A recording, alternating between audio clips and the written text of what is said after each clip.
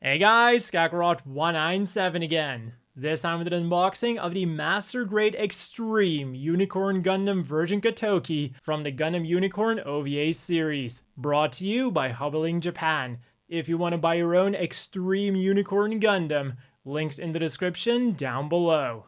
And as with every Ver.Ka Toki, the box art is beautiful in all of its simplicity. But despite that, it still tells you everything you need to know about this model kit in the glimpse of an eye. It changes color, it transforms, and it even comes with a hanger.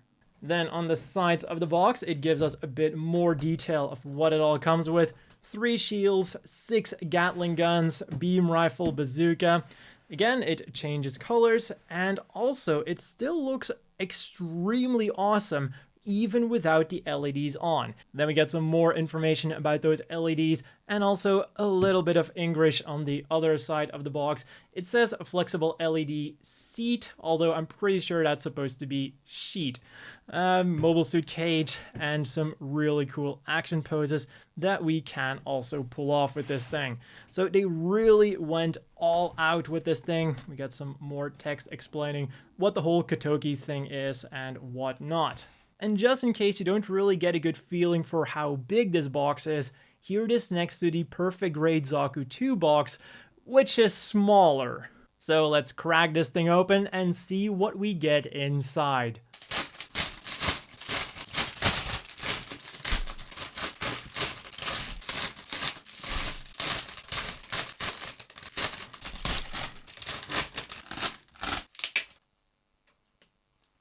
And I think I just discovered my new favorite manual cover.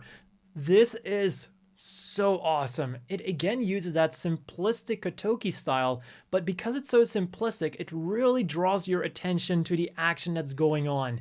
Also, this manual is thick. When I took it out of the box, I thought it was going to be half manual, half information about the model, like about the actual mobile suit, but no.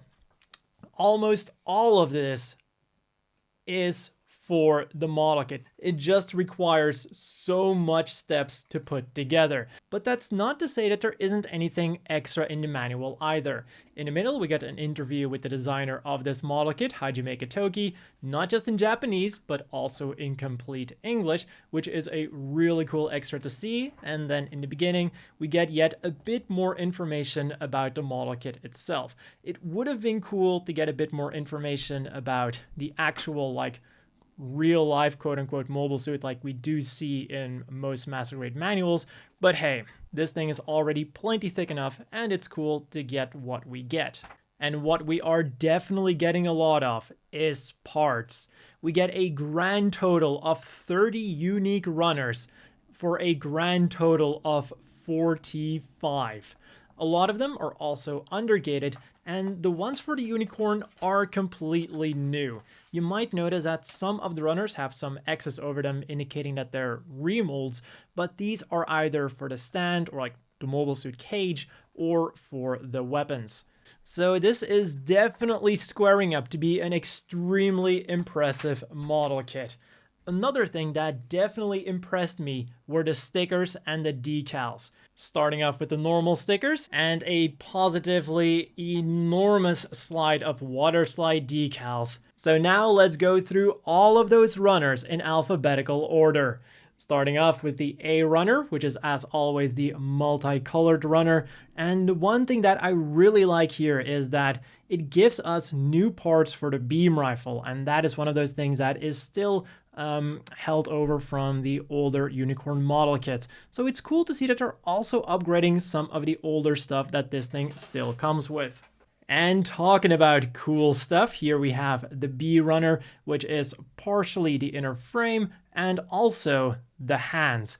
And what is really cool here is that these are fixed position hands. We get trigger finger hands and closed fist hands, but at the same time, we are also getting fully posable hands.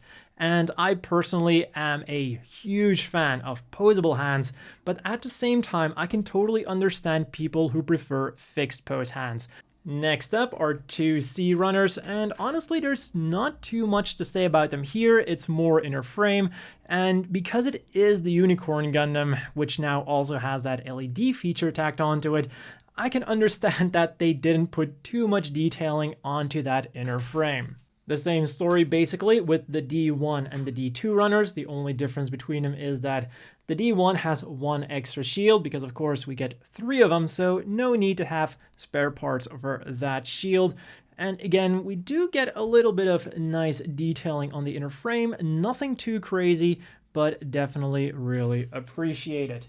Moving right along to the E runner then, and this is where things get more detailed. It's really cool to see that we're getting the split horn and the single horn.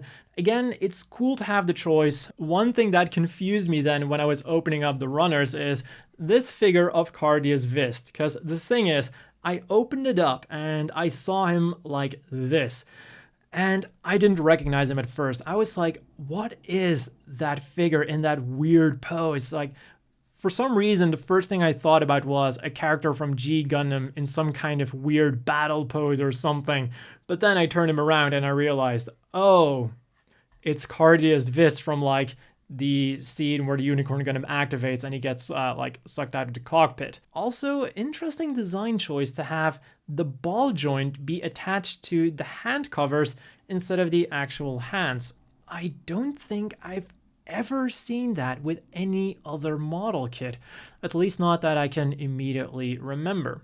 Oh, and another thing is that pay attention to these thingies here. I smell a P Bandai coming, folks. But let's not spend too much time thinking about premium Bandai kits that will inevitably happen and spend some more time looking at these amazing armor pieces. They're not super detailed as one might expect from a Virgin Kotoki because some of them tend to have some crazy surface detailing, but they are nice and exactly how you would expect the Unicorn Gundam to be like.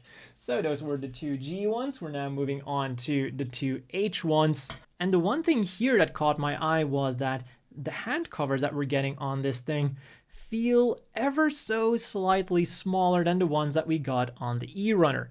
And when you put them side to side, you will see that indeed they are ever so slightly smaller. And it's not just that ball joint creating an illusion. Other than that, just the same as the other white armor runners, not too much detail, a very nice clean look for our Unicorn Gundam.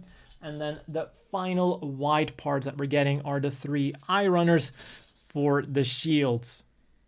Also, kind of fitting that they're eye runners because they generate an eye field. Then we move on from white to clear, and even though you might not be able to see it super well on camera, these are very nicely detailed.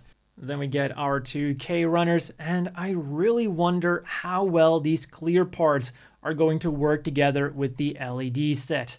And pure clear isn't the only thing that we're getting. We're also getting this kind of frosty white clear that I think will look absolutely amazing both with and without the LEDs, because I think this will do a really great job at hiding the LEDs and the plastic behind it, because it's not as easy to see what's behind it. So I think that's going to be the really cool thing about these parts.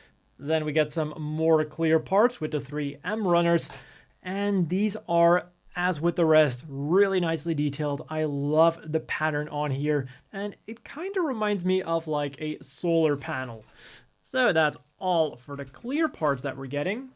And now we can have a look at some of the more gray parts. And this is an older runner. This one is from 2007, so quite old. And the one thing that I would have loved them to do is give us new parts for the handle of the Hyper Bazooka, because they gave us a new handle for the Beam Magnum, even though it didn't really need a new one. But this one has a static handle, which would have benefited so much from actually being movable. It even has like the detail on it where they could have put the hinge.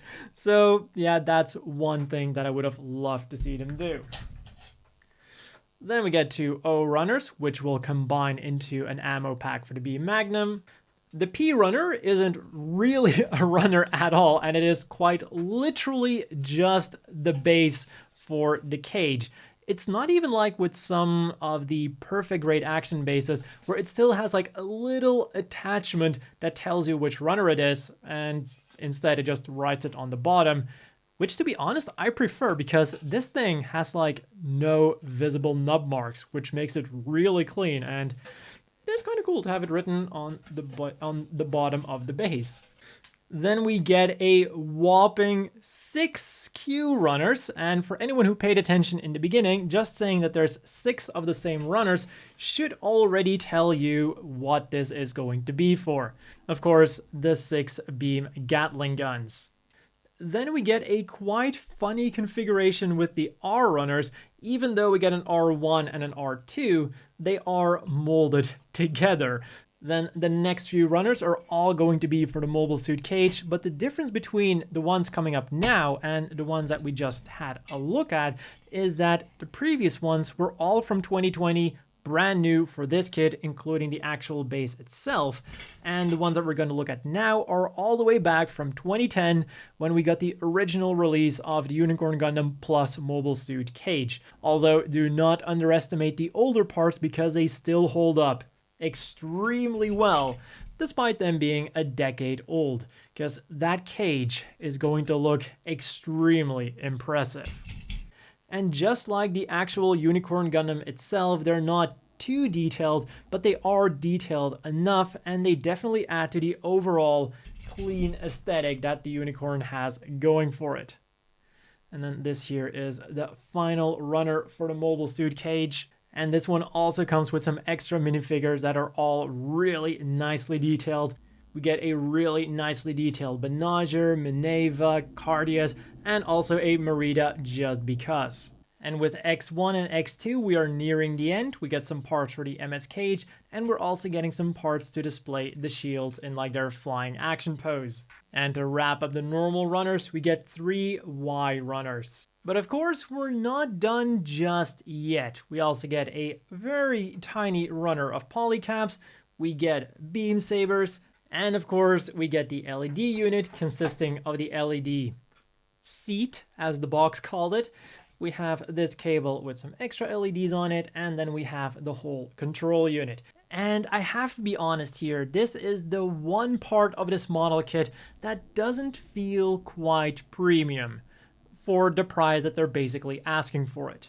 Yes, it's cool that we have those 4 modes, red, green, and then some action thingies, but in 2020, it's not really that amazing anymore for RGB strips to be able to do that. Frankly, I feel that I have more control over the cheap RGB strip at the end of my desk, which comes with a remote that can immediately switch to whichever mode that I want, rather than having to cycle through them with one single button. I want red, I get red.